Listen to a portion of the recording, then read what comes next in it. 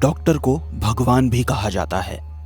ये एक विश्वास का रिश्ता होता है। मगर कैसा हो अगर जीवन देने वाला ही मौत का शैतान बन जाए।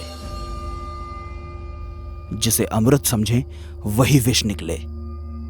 डॉक्टर अंशुमन बहुत ही काबिल था। जाने कितने ही लोग उसके इलाज से ठीक होकर उसे दुआएं देकर गए, मगर उस रात उसके सिर पर शैतान सवार हो गया था। ठहरो सिस्टर, ये क्या कर रही हो? नथिंग डॉक्टर, पेन किलर दे रही थी। सुबह तक इसे होश आ जाएगा और पुलिस भी आ जाएगी। फिर सबको पता चल ही जाएगा किस हैवान ने इसके साथ ये सब किया। नो, तुम जनरल वार्ड में जाओ, मैं इसे देख लेता हूँ। Okay doctor. हाँ विवेक, बोल। भैया, आपने काम कर दिया? नहीं, अभी नहीं। तो कब करोगे भैया? अगर वो होश में आ गई और उसने पुलिस को सब बता दिया ना, तो भैया प्लीज मुझे बचा लो भैया। सिर्फ 5 घंटे पहले की बात है। बिस्तर पर जिंदगी मौत से लड़ रही सौम्या विवेक से गाड़ी धीरे चलाने की जिद कर रही थी, पर विवेक गाड़ी की स्पीड बढ़ाता ही जा रहा था। बार बार बियर पीने की जिद कर रहा था। अरे बियर पीने से कुछ नहीं होता। अरे it's just like a cold drink. देखो, मैं अभी तक 3 पी चुका हूँ, कुछ भी नहीं हुआ ना। हुआ क्या कुछ?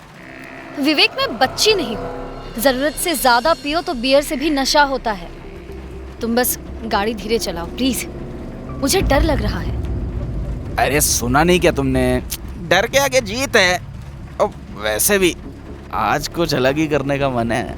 अपने मन को अपने पास ही रखो और मुझे घर छोड़ दो। इस भरी बरसात में इतना अच्छा मौका नहीं छोड़ सकते हम सौम्या। आज तुम्हें मेरी भूख मिटानी ही होगी। विवेक, क्या कर रहे हो? विवेक, हाथ छोड़ो मेरा। तुम नशे में हो विवेक, छोड़ो। आज मैं तुम्हें घर छोड़ने के लिए साथ नहीं लाया हूँ। आज मैं तुमसे तुम्हारे ऊपर खर्च किए हुए हर एक पैसे को वसूलने के लिए आया हूँ। आज मैं तुझसे अपनी प्यास बुझाऊंगा। विवेक, क्या बकवास है ये? छोड़ो मुझे। जानवरों जैसा बिहेव मत करो। Leave me. छोड़ो मुझे। मैं जानवर हूँ मैं। हाँ हो जानवर। वैसे एक बात कहूँ, तुमसे अच्छे तो कुत्ते होते हैं। तुम्हारे जैसे धोखेबाज दोस्त से कहीं ज्यादा वफादार होते हैं। छोड़ो मुझे। विवेक, मैंने कहा ना मुझे छोड़ो। सौम्या, तू। थप्पड़ लगने से विवेक को झटका लगता है। वो सौम्या का हाथ छोड़ देता है। सौम्या बारिश में कार से उतरकर रोते हुए जाने लगती है। कार के अंदर बैठे विवेक का गुस्सा लगातार बढ़ रहा था। उसके दिमाग में जानवर और कुत्ते वाली बात गूंजती है। अपने आप से बात करता हुआ विवेक एक्सेलरेटर पर प्रेशर बढ़ा देता है और एक झटके से कार को गियर में डालकर सौम्या की ओर बढ़ा देता है। सौम्या को कार अपने पास आते दिखती है। वो पलटकर देखती है। कार उसे टक्कर मारकर हवा में उछाल देती है। सौम्या नीचे गिर जाती है।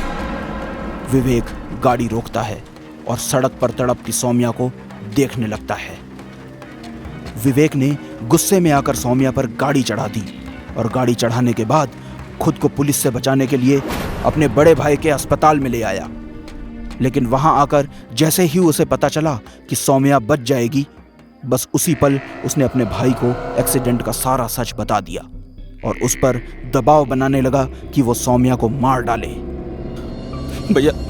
भैया प्लीज, आपको मम्मी पापा की कसम है भैया, प्लीज मार दो उसे, वरना पुलिस मुझे नहीं छोड़ेगी भैया। मार देता हूँ, लेकिन प्रॉमिस कर कि आज के बाद ऐसी हरकत तू किसी भी लड़की के साथ नहीं करेगा। प्रॉमिस भैया, गॉड प्रॉमिस, कभी ऐसा नहीं करूंगा। भाई के लिए तुम मुझे मार रहे हो, जबकि गलत तुम्हारे भाई ने किया है। वो भाई है मेरा। अंशुमन घबरा जाता है, लेकिन फिर वो हिम्मत करके सौम्या को इंजेक्शन लगा देता है। और इंजेक्शन के असर से सौम्या की सांसें रुकने लगती हैं और उसकी आंखों से आंसू आते हैं और वो मर जाती है। लाइफ सेविंग मशीन का ग्राफ फ्लैट हो जाता है। अंशुमन सौम्या की नब्ज चेक करता है और फोन निकालकर तुरंत विवेक को फोन करता है। हाँ भैया बोलो। मैंने उसे मार दिया है। तुम जल्दी से इधर आ जाओ। थैंक यू भाई, थैंक यू वेरी मच। आप नहीं होते तो इस कमीनी लड़की ने तो मुझे फंसा ही दिया था।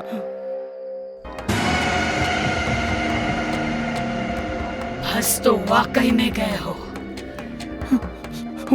भाई ये क्या हो रहा है भाई? भाई ये क्या है?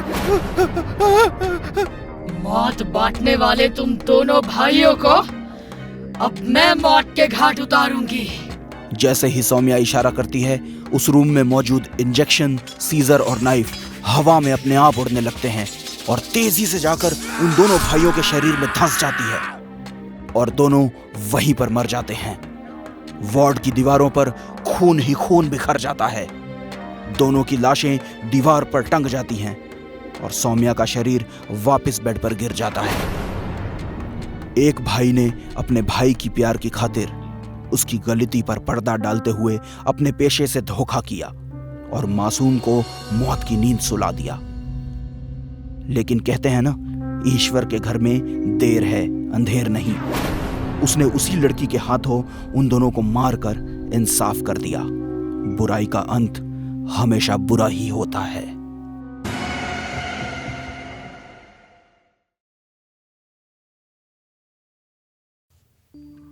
अकेलापन इंसान के लिए बहुत खतरनाक होता है।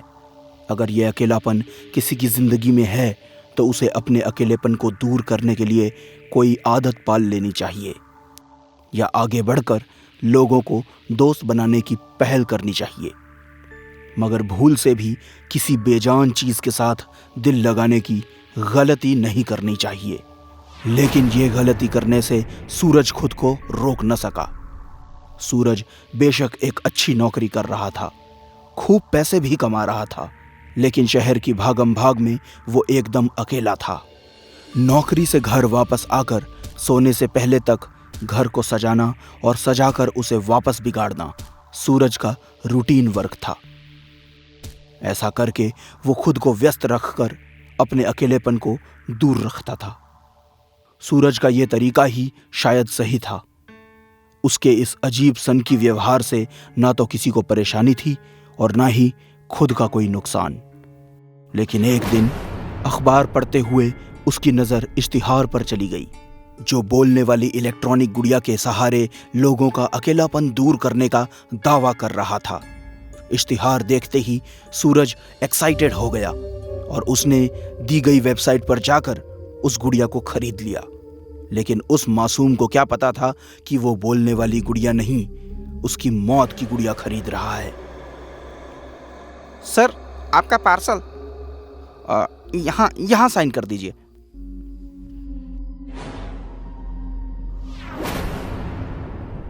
हाय, मेरा नाम गुड़िया है, लेकिन अगर तुम्हें मेरा ये नाम पसंद नहीं है तो तुम अपनी पसंद से मेरा कोई भी नाम रख सकते हो।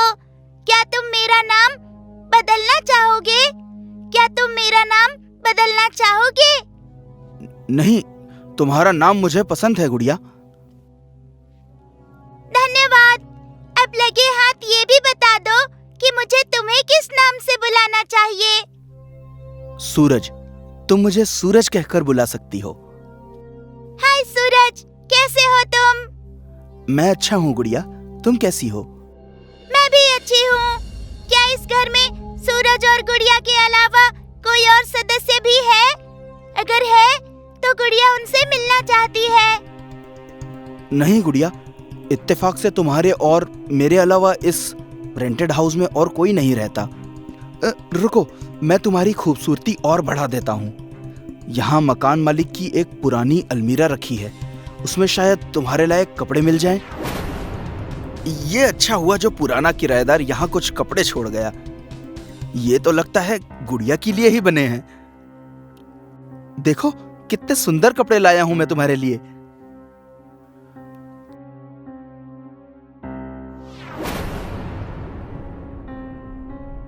तुम बहुत सुंदर लग रही हो। अकेलेपन से जूझ रहे सूरज ने पहले तो बिना सोचे समझे बेजान डॉल ली, फिर उसे एक अनजान के कपड़े पहना दिए। वो कपड़े तान्या के थे। तान्या एक नंबर की जिद्दी लड़की थी। उसे मोबाइल पर कहानियां सुनने की आदत थी, जिसके चलते एक दिन उसके पापा ने उसका मोबाइल छीन लिया। पापा, मैंने कितनी बार मना किया है कि ऐसे मेरा मोबाइल मत लिया करो। मैंने मोबाइल लिया नहीं है, मुझे लेना पड़ा है तान्या। इस मोबाइल की वजह से तुम न पढ़ती हो न लिखती हो, बस सारा दिन इस पर कहानियां सुनती रहती हो। ऐसे ही करती रहोगी तो फेल हो जाओगी। आज आपको मेरा पास और फेल होना दिखाई दे रहा है। बचपन से लेकर आज तक जाने कितने एग्जाम्स हुए हैं, तब क्यों नहीं आया था ये प्यार सामने? माँ को सहेलियों से फुर्सत नहीं थी और आपको अपने काम से। माँ बाप के होते हुए भी अनाथों की तरह बड़ी हुई हूँ मैं। तुम बड़ी ही नहीं हुई हो तान्या, बदतमीज भी हो गई हो। इतना ही गुस्सा आ रहा है तो जाने से पहले मार ही दो ना मुझे, सारी प्रॉब्लम ही खत्म हो जाएगी। तुम्हें जो करना है करो, मरना चाहती हो तो मर जाओ, लेकिन ये मोबाइल अब तुम्हें नहीं मिलेगा। इसी की वजह से तुम्हारा ये हाल है। ठीक है डैड, अगर आप यही चाहते हैं तो यही सही। शायद मेरे मरने से ही आपको खुशी मिलेगी।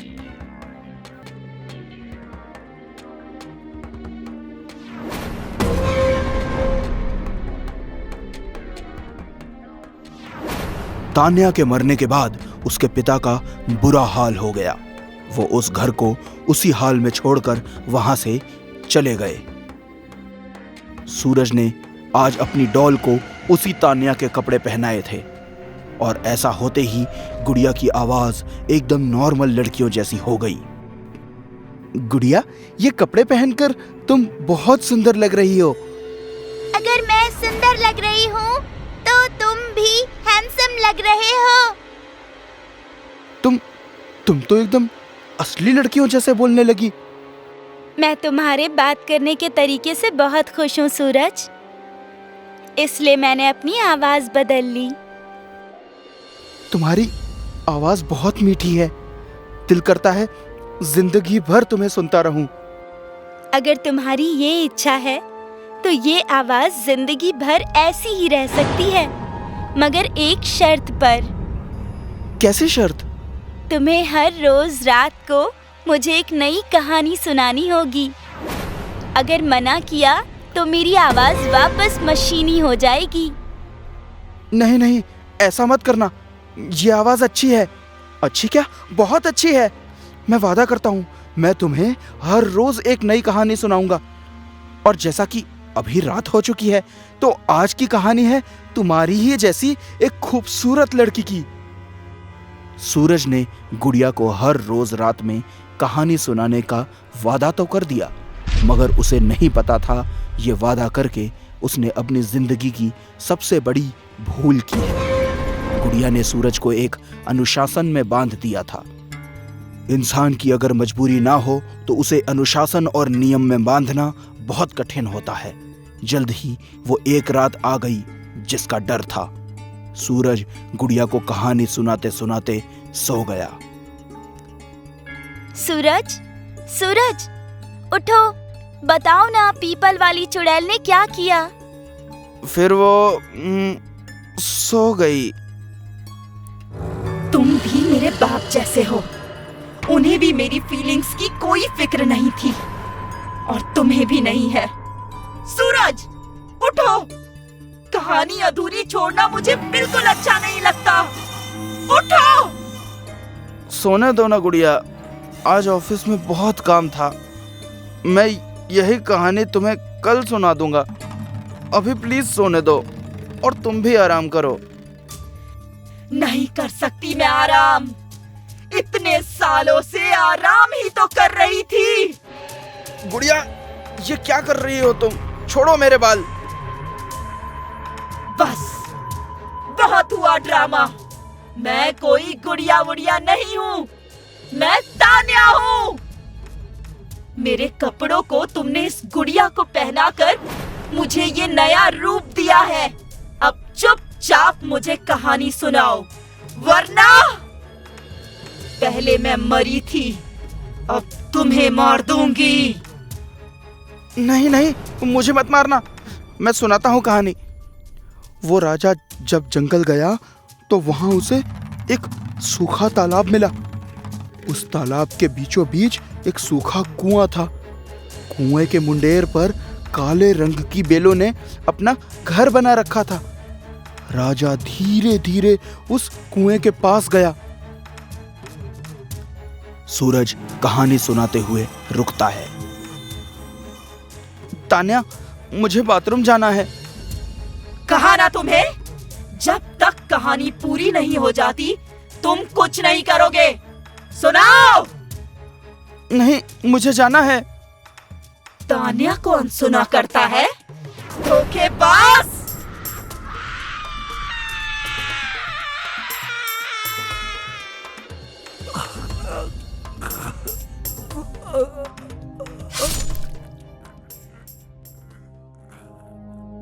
मौत जिंदगी का एक ऐसा मोड़ है जो कभी भी सामने खड़ा हो जाता है, लेकिन अगर सूरज ने ध्यान दिया होता तो वो अपनी मौत से बच जाता।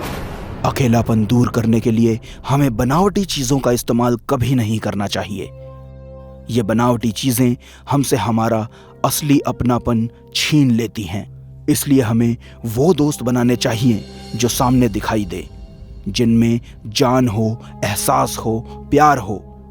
तान्या मोबाइल की ही वजह से मरी, सूरज गुड़िया और तान्या की वजह से। अब ना जाने किसके अकेलेपन का नंबर है। मुझसे वादा करके उसे तोड़ने की यही सजा है, मौत।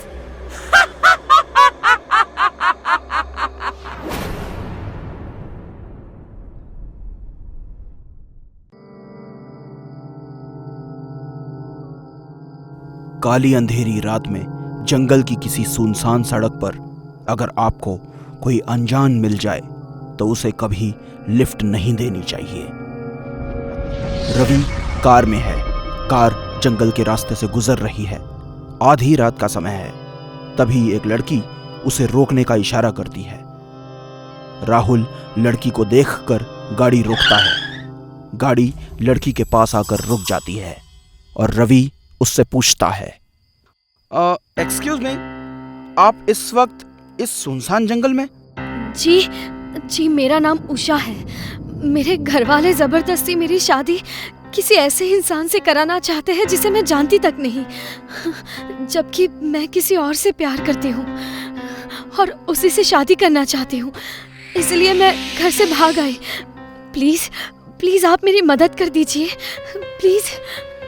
जिसके साथ भाग रही हो वो कहाँ है? मतलब तुम्हारा बॉयफ्रेंड? मैंने फोन किया था, लेकिन वो पहले से ही किसी मुसीबत में फंसा हुआ है। उसने कहा कि जैसे तैसे मैं रात काट लूँ यहाँ, वो सुबह तक मुझे रिसीव कर लेगा। अगर आप मुझे शहर तक लिफ्ट दे दे तो मैं कहीं होटल में रुक जाऊंगी, प्लीज। ठीक है, कोई बात नहीं, बैठ जाओ। रवि उषा को अपने साथ लेकर जाने को तैयार हो गया, लेकिन उसे क्या पता था कि वो एक बेसहारा लड़की को नहीं बल्कि अपनी मौत को लिफ्ट दे रहा है। लड़की अपना बैग उठाती है तो उसकी आंखों में बदलाव दिखते हैं। उसकी नॉर्मल आंखें लाल हो जाती हैं, लेकिन फिर जब वो रवि की तरफ पलटती है तो वो फिर नॉर्मल होती है। वो हल्के से स्माइल करते हुए बोलती है, थैंक यू वेरी मच। आप नहीं होते तो इट्स ओके, लेकिन अगर तुम्हें बुरा ना लगे तो तुम हमारे घर रह सकती हो। अपने बॉयफ्रेंड को वहीं बुला लो। मगर आपकी फैमिली? अरे उसकी चिंता मत करो, मेरी वाइफ बहुत सुलझी हुई लेडी है, कोई टेंशन नहीं होगी। आप बहुत अच्छे हैं। हाय रवि। रवि, ये उषा है जया। इसके पेरेंट्स इसकी जबरदस्ती कहीं और शादी करना चाहते थे। एक घर से भागते हुए मुझे जंगल के रास्ते में मिली तो मैंने इसे एक रात के लिए यहाँ घर पे ले आया। सुबह इसका बॉयफ्रेंड इसे लेने आ जाएगा और उषा, ये मेरी वाइफ है। हेलो। हेलो। अच्छा किया आपने जो इन्हें साथ ले आए। आइए ना, अंदर आइए और जल्दी से हाथ मुंह धो लीजिए, मैं खाना गर्म करती हूँ। अनु और अनमोल भी खाना खाने के लिए इंतजार कर रहे हैं। जाइए। रवि ने पहली गलती तब की थी जब उसने एक अनजान लड़की को लिफ्ट दी, और उसकी दूसरी गलती तब हुई जब उस लड़की को वो अपने घर तक ले आया। ऐसा करके रवि ने अपने साथ साथ अपने परिवार को भी मुश्किल में डाल दिया था। हाय बच्चों। हाय। चलो खाना शुरू करो, जल्दी से खा लो बच्चों, वरना मैं खा जाऊंगी। हाँ मम्मी, वो आंटी अच्छी नहीं है। क्यों? क्या हुआ? मम्मी, वो चुड़ैल है। अनु, अनमोल, ऐसा नहीं कहते। वो हमारी मेहमान है ना। नहीं मम्मी, दीदी सही कह रही है, उनकी आंखें। बच्चों, बहुत हो गया, सो जाओ। ओफो, इस लाइट को भी अभी जाना था। बाहर तो सबके घरों में लाइट है, सिर्फ हमारे यहाँ ही लाइट नहीं है। लगता है फ्यूज ढीला हो गया है, मैं जरा देख कर आता हूँ। रवि जाने के लिए उठने लगता है कि तभी मौत का खेल शुरू हो जाता है। बिना लाइट के ही सीलिंग फैन स्पीड से चलने के कारण सभी घबरा जाते हैं। रवि, जरा देखो, ये पंखा बिना बिजली के कैसे चल रहा है? मेरी तो कुछ समझ में ही नहीं आ रहा है, क्या हो रहा है ये?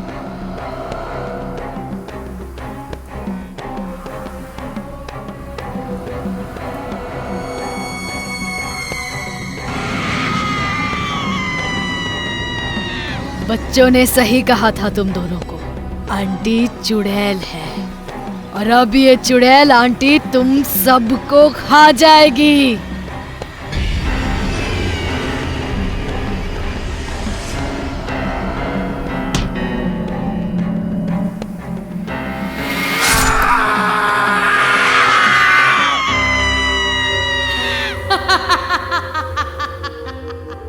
लोगों की मदद करना बहुत अच्छी बात है, लेकिन किसी भी अनजान को मेहमान बनाकर घर में कभी नहीं लाना चाहिए, क्योंकि कोई भी कभी भी खूनी मेहमान बनकर आपके परिवार को खत्म कर सकता है।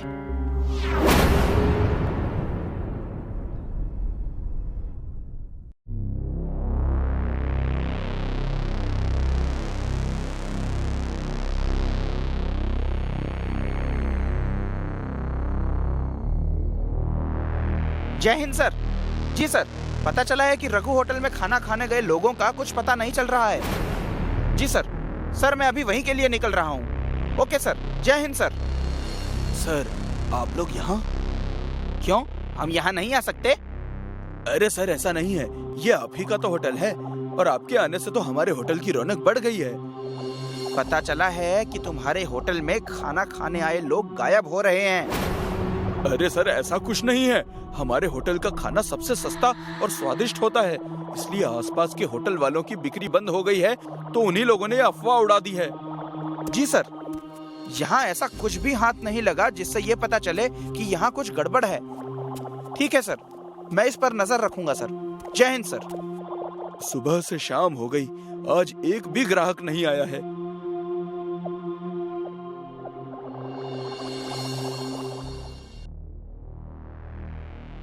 जी बॉस। रघु, ये क्या चल रहा है? एक हफ्ता हो गया और अभी तक एक ग्राहक नहीं आया। बॉस, लोग डर गए हैं और पुलिस का भी आना हो गया, तो गांव के लोगों ने आना बंद कर दिया है। मुझे कोई बहाना नहीं सुनना रघु, अगर ऐसा ही चलता रहा तो हमारे काम का नुकसान होगा, जो मैं बर्दाश्त नहीं कर पाऊंगा। बॉस, आप गुस्सा मत कीजिए, मैं कुछ करता हूँ। यही अच्छा होगा, तुम्हारे लिए और हमारे काम के लिए भी। अब से 50 रुपए में नहीं बल्कि 20 रुपए में भर पेट भोजन कीजिए, सस्ता भी स्वादिष्ट भी। आइए आइए, 20 रुपए में भरपेट भोजन कीजिए। चलिए भाई साहब, खाना खा लीजिए, कुछ चाय पानी कर लीजिए, ज्यादा नहीं, बस 20 रुपए में। अरे नहीं भाई, तुम्हारे खाने के चक्कर में मुझे कुछ हो गया तो? नहीं भाई, मुझे माफ करो, मुझे नहीं खाना तुम्हारे होटल का खाना। अरे ऐसा कुछ नहीं होगा, आइए तो सही, बहुत स्वादिष्ट भोजन बना है। अरे भाई, भूख नहीं है मुझे, जाने दो। भूख नहीं है तो क्या हुआ, चलकर एक गिलास ठंडी ठंडी लस्सी पी लीजिए।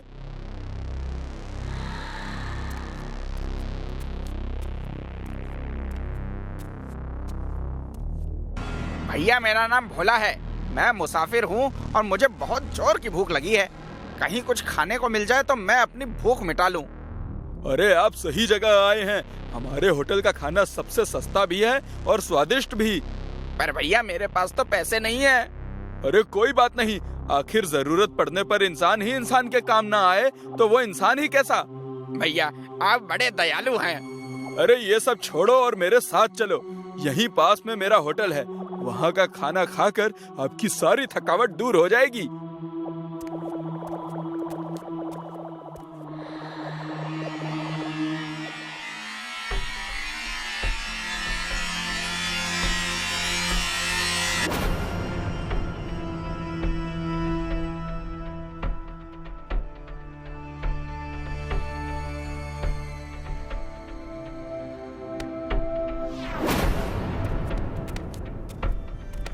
अरे इधर उधर क्या देख रहा है, चल तू भी खड़ा हो जा और काम पर लग जा।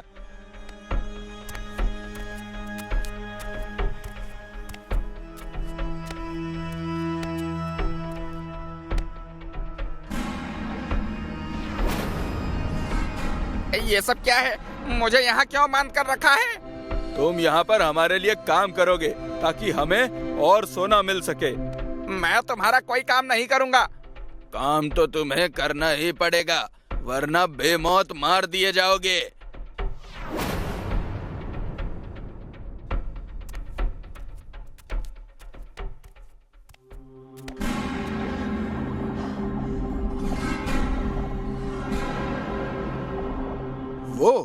वो इस वक्त यहाँ क्या कर रहा है?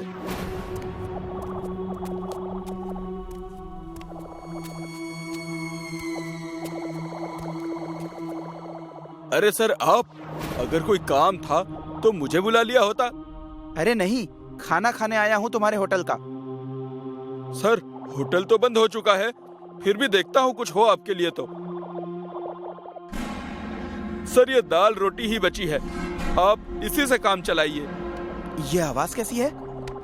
सर, वो होटल का इंटीरियर ठीक करा रहा हूँ।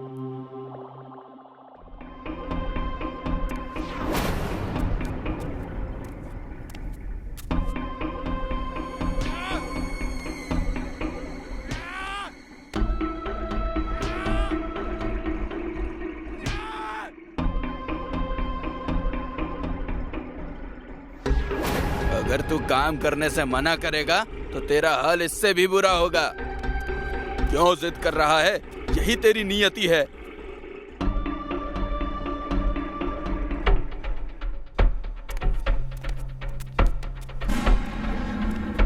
अच्छा, तो ये काम हो रहा है होटल की आड़ में? हाँ, तुम यहाँ कैसे आए? जहाँ मुजरिम होते हैं वहाँ हम जैसे पुलिस ऑफिसर पहुँच ही जाते हैं। खाने में बेहोशी की दवा मिलाकर मासूम लोगों को यहाँ लाते हो गैर कानूनी काम करवाने के लिए।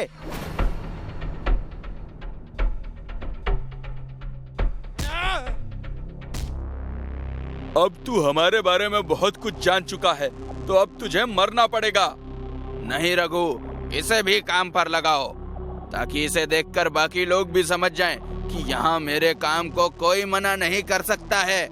ये वर्दी लोगों की हिफाजत के लिए पहनी है, तेरी गुलामी करने के लिए नहीं।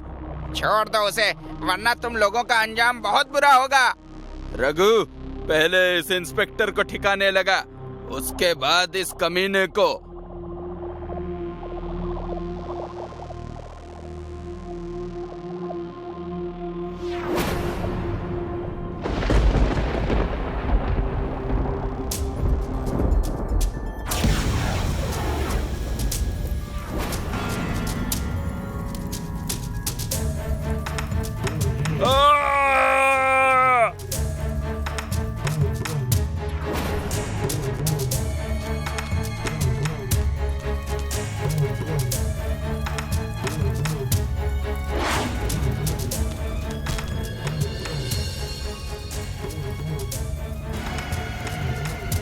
कौन हो तुम?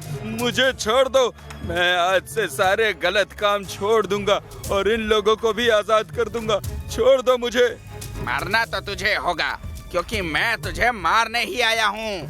रुक जाओ, मैं नहीं जानता आप कौन हैं, पर इसे छोड़ दीजिए। आप कानून को हाथ में नहीं ले सकते।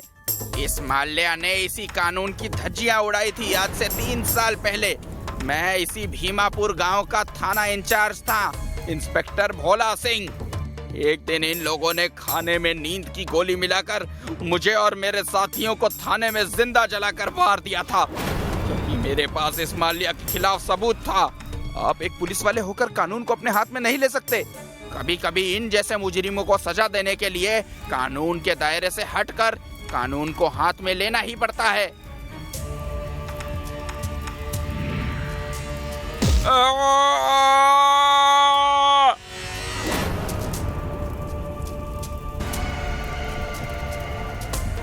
डरो मत, अब तुम सब आजाद हो।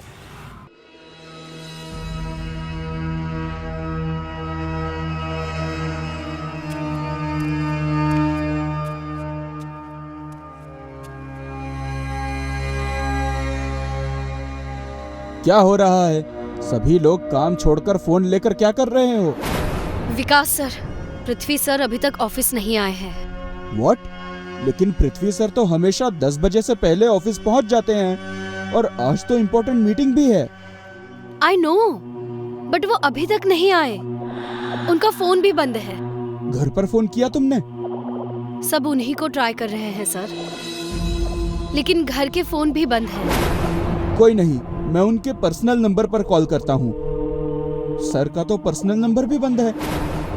विकास सर, कहीं ऐसा तो नहीं कि पृथ्वी सर ने कंपनी बेच दी है और इसलिए उन्होंने अपने सारे फोन बंद कर दिए? पिछले महीने वो कंपनी बेचने की बात भी कर रहे थे। नो माया, अगर पृथ्वी सर कंपनी बेचते भी तो एक बार हमसे बात तो जरूर करते।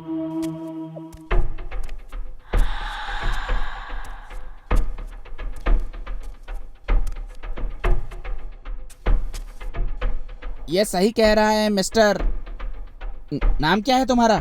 माया। और तुम्हारा? विकास। मिस्टर विकास, मिस माया सही कह रही है। पृथ्वी ने इस कंपनी को मुझे बेच दिया और अपनी पूरी फैमिली के साथ वो हमेशा हमेशा के लिए अब्रॉड चला गया है। आज से इस कंपनी और तुम लोगों का नया बॉस मैं हूँ, रतन कुकरेजा। लेकिन वेकिन को छोड़ो और खुशखबरी सुनो। नेक्स्ट मंथ से आप सबको आपकी करंट सैलरी से 20% ज्यादा मिलेंगे, इसलिए पूरा मन लगाकर काम करना। मिस्टर रतन, अगर पृथ्वी सर कंपनी आपको बेच रहे थे तो इसमें हमसे छुपाने वाली कोई बात नहीं, लेकिन वो तो हमें बताए बिना ही अब्रॉड चले गए। ये लॉजिक मुझे कुछ समझ में नहीं आया। ये अमीरों के चोचले हैं। काम खत्म, रिश्ता खत्म। मगर छोड़ो यार, ये फाइल चेक कर लो। कोई डाउट हो तो मुझसे डिस्कस कर लेना।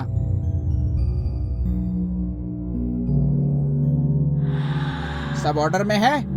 जी। गुड। तो दोस्तों, इस कंपनी का न्यू बॉस बनने और आप लोगों की सैलरी बढ़ने की खुशी में मेरी ओर से आज रात 9 बजे फ्रेंड्स कॉलोनी के बंगलो नंबर 13 में ग्रीन हाउस में एक बड़ी पार्टी ऑर्गेनाइज की गई है। अगर उस पार्टी में कोई नहीं आया तो उसका इंक्रीमेंट रोक लिया जाएगा। क्या कहते हो? Okay sir. सर, पर आपने 13 नंबर बंगलो क्यों लिया? बहुत अनलकी नंबर है ये। इस नंबर पर हमेशा नेगेटिव एनर्जी मंडराती रहती है। जिसकी जेब में पैसे होते हैं उसके पास कोई नेगेटिव एनर्जी नहीं फटकती। जैसे अमीरों के चोंचले चुपचाप पैसे कमाकर निकल जाना है, वैसे ही ये अंधविश्वास गरीबों के चोंचले हैं। तुम गरीब मत बनो, अमीरों की तरह सोचो। लेकिन तुम ट्रेजेडी किंग के जैसा क्यों सोच रहे हो भाई? कुछ नहीं सर, एक सेकंड सर, भाई का फोन है। श्योर। हेलो भैया। अच्छा सुन, आज हमारी एमएलए के घर पर मीटिंग है, तो दोपहर में मैं पीहू को स्कूल से घर नहीं छोड़ पाऊंगा, तो क्या तू? नो प्रॉब्लम भैया, मैं छोड़ दूंगा। भैया, मुझे आपसे एक बात करनी थी। हाँ बोल। भैया, हमारे बॉस पृथ्वी सर आज ऑफिस नहीं आए। उनके सारे नंबर बंद हैं और ऐसा आज तक कभी भी नहीं हुआ। ऊपर से उनकी जगह कोई रतन कुकरेजा ऑफिस आया है जो कह रहा है कि आज से ये कंपनी उसकी है। उसने जो फाइल मुझे दिखाई है उसके हिसाब से पृथ्वी सर ने कंपनी उसे बेच दी है और वो पूरी फैमिली लेके अब्रॉड शिफ्ट हो गए हैं। भैया, मुझे कुछ गड़बड़ लग रही है। जब पेपर सब ठीक हैं, तो तू क्यों इतना परेशान हो रहा है? एनीवेज, तू मुझे इस नए ओनर की डिटेल्स और फोटोज भेज दे। मैं देखता हूँ क्या कर सकता हूँ। जी भैया।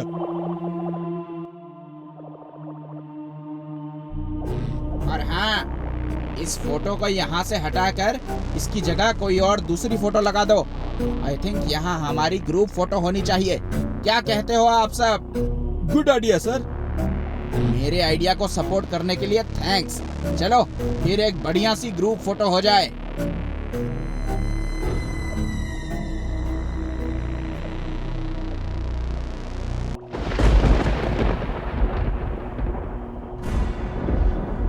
एक्सक्यूज मी भैया, जरा सुनो तो। आप लोग घबराइए नहीं, अभी लाइट आ जाएगी। बहादुर देखो लाइट को क्या हुआ है।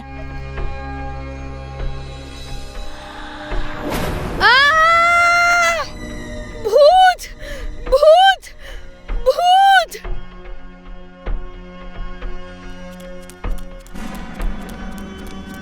माया, क्या हुआ? आंखें खोलो माया, क्या हुआ? सर, या भूत है। भूत? माया, यहाँ कोई भूत नहीं है। हो सकता है अंधेरे में तुमने किसी को देख लिया होगा। एनीवेज, तुम लोग एंजॉय करो, मैं आता हूँ। क्या नौटंकी है यार, नल में पानी नहीं है।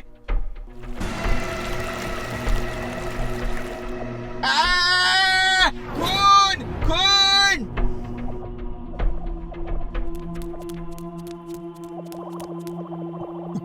क्या हुआ सर? नल से खून निकल रहा है। सर, नल तो बंद है। बंद है, लेकिन अभी उससे खून निकल रहा था। इसमें तो पानी निकल रहा है सर। सर, लगता है आपने भी माया की तरह भूत देख लिया, इसलिए आपको गलतफहमी हो गई है। हो सकता है। अब चलिए सर। तुम लोग जाओ, मैं आता हूँ।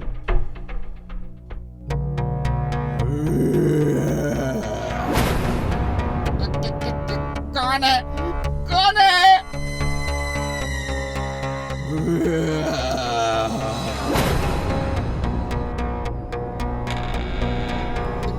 कौन हो तुम?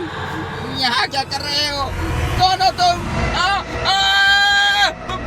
मुझे छोड़ दो, जाने दो, मुझे छोड़ दो। बचाओ, बचाओ।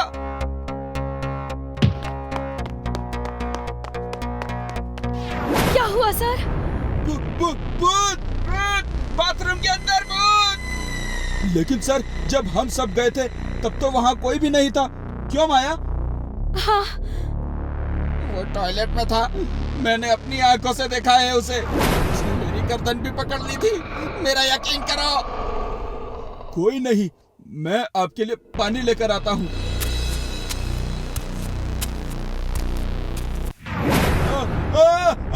बचाओ, बचाओ, बचाओ। रतन सर, विकास सर को बचाइए। विकास, घबराना नहीं, हम कुछ करते हैं। बचाओ मुझे, बचाओ। भूत, भूत, भूत। छत पर भूत है, वो देखो।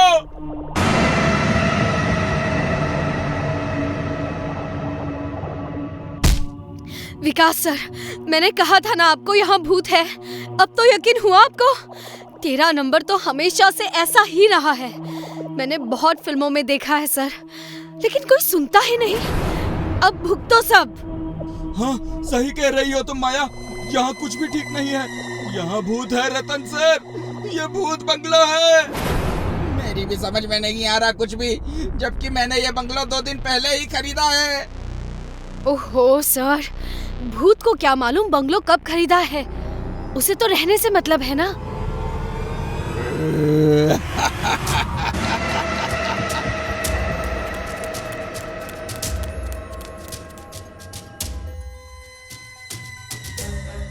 तुमने मुझे और मेरे परिवार को क्यों मारा?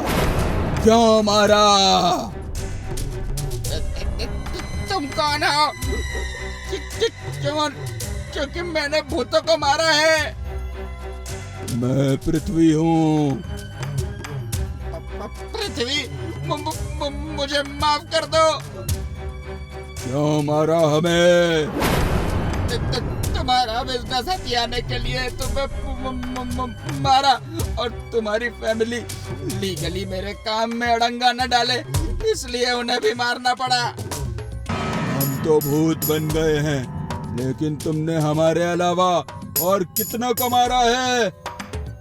इस बंगलो के मालिक को और अपने पिछले बिजनेस पार्टनर और उसकी भी फैमिली को मारा है।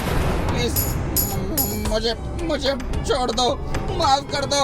मुझे बहुत बड़ी गलती हो गई मुझसे। हमारी आत्मा भटक रही है, हमें मुक्ति चाहिए। बता, तूने सबका शरीर कहाँ छुपाया है? बता, वरना तुझे हम मार देंगे। बता।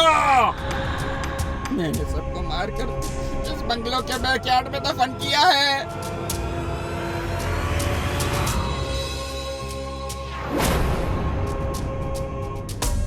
पांडे, जाओ पीछे कोर्टयार्ड खुदवाओ। तुम लोग कौन हो? शौक लगा? विकास मेरा छोटा भाई है और इसने तुम्हारे बारे में मुझे बताया। तेरी फोटो देखते ही मैं तुझे पहचान गया था रतन कुकरेजा, कि तू वही शैतान है जो लोगों को बड़ी चालाकी से पार्टनर बनाकर उन्हें मारकर उनका बिजनेस हथिया लेता है। तुझे पकड़ने के लिए हमने ये सब भूत वाला नाटक किया, विकास को उल्टा भी टांगा। तूने सब सबूत दे दिए हैं, अब तुझे तेरे कुकर्मों की सजा मिलेगी। तुझे फांसी होगी, फांसी।